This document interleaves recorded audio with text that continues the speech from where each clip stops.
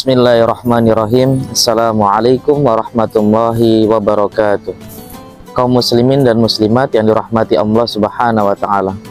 Alhamdulillah, assalatu wassalamu ala Rasulillah Sayyidina Muhammad ibn Abdillah wa ala alihi wa sahbihi mawala. Amma ba'du, la hamla wa la quwata illa billah. Al-Qur'an bukan sekedar bacaan, melainkan sumber cahaya kehidupan, petunjuk menuju kebahagiaan dunia dan juga kebahagiaan akhirat. Dan yang sering dilupakan, Al-Quran adalah wasilah terkabulnya atas doa dan hajat-hajat yang dibutuhkan oleh kehidupan kita. Dalam kitab Qurratul Ain bi Fatawi Ismail Az-Zain halaman 180 disebutkan boleh hukumnya membaca surat dalam Al-Quran dengan niat agar terpenuhi hajatnya dari menerima manfaat atau menolak bahaya, baik tujuannya bersifat agama ataupun dunia, dengan catatan di dalamnya tidak ada terkandung kemaksiatan. Kaum muslimin yang dirahmati Allah Subhanahu wa taala, satu kisah berkaitan dengan Imran bin Husain radhiyallahu an dengan seorang penceramah yang meminta-minta. Suatu hari sahabat Rasulullah SAW yang bernama Imran bin Husain radhiyallahu an melewati seorang seorang penceramah yang menyampaikan kisah-kisah dan nasihat. Penceramah itu membacakan ayat-ayat Al-Quran, namun di akhir ceramahnya ia meminta sesuatu dari manusia, berharap mendapatkan harta dunia. Melihat kejadian itu, Imran bin Husain langsung mengucapkan istirja, innalillahi wa inna ilaihi raji'un, tanda keprihatinan yang mendalam. Ia lalu berkata, aku mendengar Rasulullah SAW bersabda, siapa membaca Al-Quran, hendaknya ia meminta kepada Allah dengannya, karena akan datang suatu kaum yang dia membaca Al-Quran tetapi mereka meminta dengannya kepada manusia. Rawahu At-Tirmidzi wa Ahmad. Hikmah dari balik kisah ini adalah siapa yang membaca Al-Quran, hendaknya ia hanya meminta kepada Allah Subhanahu wa taala. Maknanya yaitu hendaknya ia meminta kepada Allah segala kebutuhannya, baik berkaitan dengan dunianya maupun akhirat, bukan kepada manusia.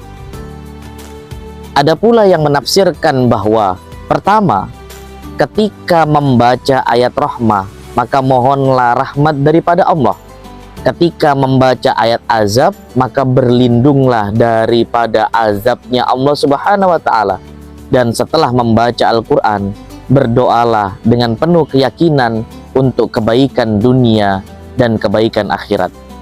Kaum muslimin dan muslimat yang dirahmati Allah Subhanahu wa taala, membaca Al-Quran dengan demikian bukan sekedar ritual untuk mengeja dan menghafal huruf, tetapi juga wasilah bagi terkabulnya doa dan terpenuhinya hajat, sekaligus pertanda hadirnya keridhaan Allah Subhanahu wa taala kepada sang hamba yang meminta.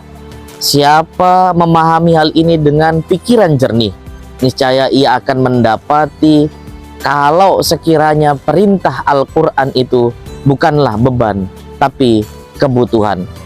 Kaitannya bacaan Al-Quran dengan aneka kebaikan dalam hidup, maka agar kita lebih termotivasi untuk banyak membacanya, kaitkan aktivitas mulia ini dengan kebaikan yang akan bisa kita peroleh.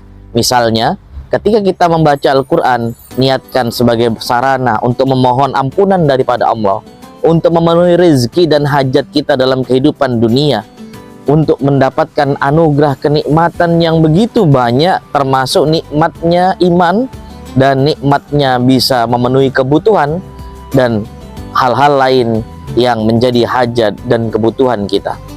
Kaum muslimin dan muslimat yang dirahmati Allah Subhanahu wa taala, maka jangan ada hari kecuali ada di dalam hari-hari yang kita jalani itu bacaan Al-Quran yang kita baca.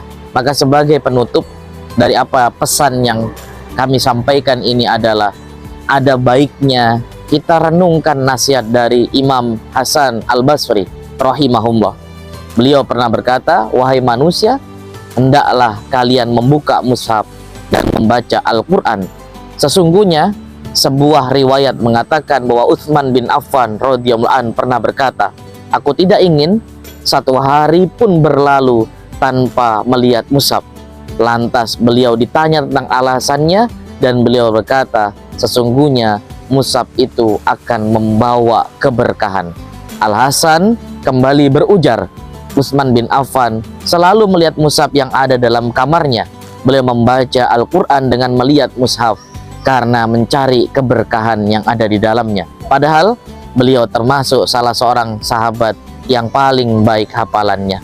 Kaum muslimin dan muslimat yang dirahmati Allah Subhanahu wa taala, bulan Ramadan adalah syahrul Quran, bulan Al-Quran.